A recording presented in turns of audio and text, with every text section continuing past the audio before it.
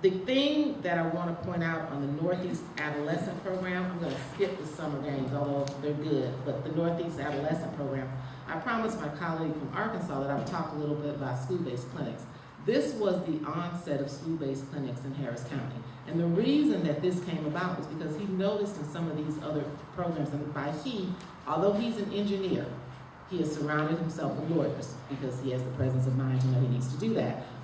And we were noticing that you still weren't getting the outcomes. Kids were participating, but you had a lot of other issues. You had illness, you had teen pregnancy.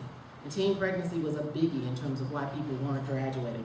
And so that's when they went forth and basically set up this program with Baylor College of Medicine and the March of Dimes, and they started to really drill down on this issue. And now we currently operate 16 clinics on 2 campuses, and with the other 4 being off-site. And we have collaborations with the schools. We are able on one of the campuses to talk about birth control. The other one we can't, but you know, we do offer adolescent health at all the other clinics, including pregnancy prevention as well as pregnancy treatment. Obviously, we don't do abortions. But anyway, that's something that's really good and we're extremely proud of. The Discovery Camp, you know, again, I have the data out there. You can talk to me about that. Those are things that really do impact science and learning. And then the Aquatics Program, which is really our signature program because we have the distinction of having sent more African Americans to college on swimming scholarships than any other program in the country. And so that we can also talk about, but it does help to enhance the well-being of kids. My time is up, so I've got to stop. Thank you. Our next speaker is Professor Renee Landers, who is professor at Suffolk University Law School. She was the Deputy General Counsel for DHHS and also an Assistant Attorney General in the Office of Policy and Development at DOJ in the Clinton administration. And she's also been very active and is on the board for the Big Sisters organization, and that's what I wanted her to focus on, is you know, how to get involved in those kinds of activities. Right, so thank you very much, and I apologize for having been looking at my cell phone, but my exam started in one of my courses at 2 o'clock, so you have to be ready to take that call if there's some problem with the exam. You didn't give it a job proofreading or something like that, so I think maybe we're safe now. Usually we don't have any problems, but you never know. It's always, this would be the time that it happened, right? So thank you very much for being here. It's actually humbling to speak to this audience because I look around the room and see many people I know from the Boston community who I know are very engaged in a lot of really important work to help underserved populations and people in the community. And it's very humbling to be a speaker with people like that in the audience. Josephine has already been mentioned, who's a former student sort of mine, and other people who I know do great work. I also wanted to introduce Maya Roberts, who is on the staff of Big Sister Association of Greater Boston. I'm the local talent, I guess, but everybody else is the expert from outside the city. Maya is responsible for bringing the brochures that are on your chairs, and is obviously happy to help answer questions during the Q&A period. And I do have this beautiful PowerPoint, which another staff member, Big Sister, helped me prepare, Alexis Harvey, who is not here. So I appreciate her help with this. As was mentioned in the introduction, I have been involved. I was sitting here doing the math. I can't quite remember what year it was that I got involved, but I think it was 1988, when the wife of one of my friends, my husband's friends from kindergarten, literally, who was on the board of Big Sister, we met, we became acquainted, and she recruited me to the board. And, I've been involved, and my husband's been involved essentially ever since. When I went off to Washington to work in the Clinton administration, I actually commuted, and my husband actually took my place on the board, because on girl and women serving organizations, usually the conversation about boards is, where are the women? And it's usually our conversation, although we try very hard and we're doing a lot better these days, it's where are the men? So he answered the call on that recruitment effort. Big Sister is 60 years old. Last November, Big Sister Association of Greater Boston celebrated its 60th anniversary, And we were fortunate to have Chelsea Clinton come and help celebrate the event, the occasion with us, and there's a picture of her speaking and her meeting with the girls. But I think we've had the good fortune to have a lot of support and encouragement from a lot of leaders, men and women in the local Boston community and nationally for the work of Big Sister. We are an affiliate of the National Big Brothers Big Sisters of America organization, and actually the former president of the ABA, Karen Mathis, when she, after her stint as ABA president, she actually was the head of the national organization for a while. So there's a long and enduring connection here to the American Bar Association with Big Brothers Big Sisters of America. When the Big Brother Big Sister movement started some of them started around the turn of the last century in this country, there were a lot of separate girls and boys serving organizations. We are now the only gender-specific organization left in the country, but we serve this year 3,000 girls, more children than 70% of the other affiliates. So it's been a really successful model for the organization nationally. And even though we do serve only girls, many of the organizations around the country rely, consult Big Sister of Greater Boston for information about how to do programming for girls. We focus on girls living in Boston and the surrounding urban areas. There are about 69 communities in the service area for Big Sister of Greater Boston. The service model of the Big Sister Big Brother organizations is obviously based on having volunteers provide, serve as mentors to children. One of the important observations that led to the start of the movement was that for many of these families in the situations that my colleagues on the panel have been talking about this afternoon, their parents are not equipped to be good parents, to be champions for their success.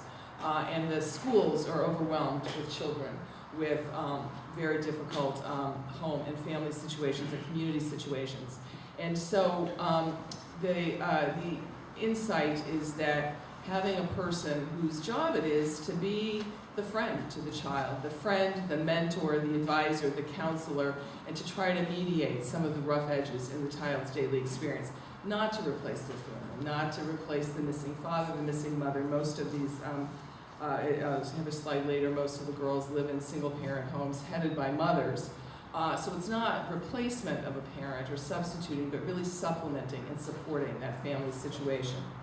And so we provide a lot of services to the volunteers. We interview the little sister, the family.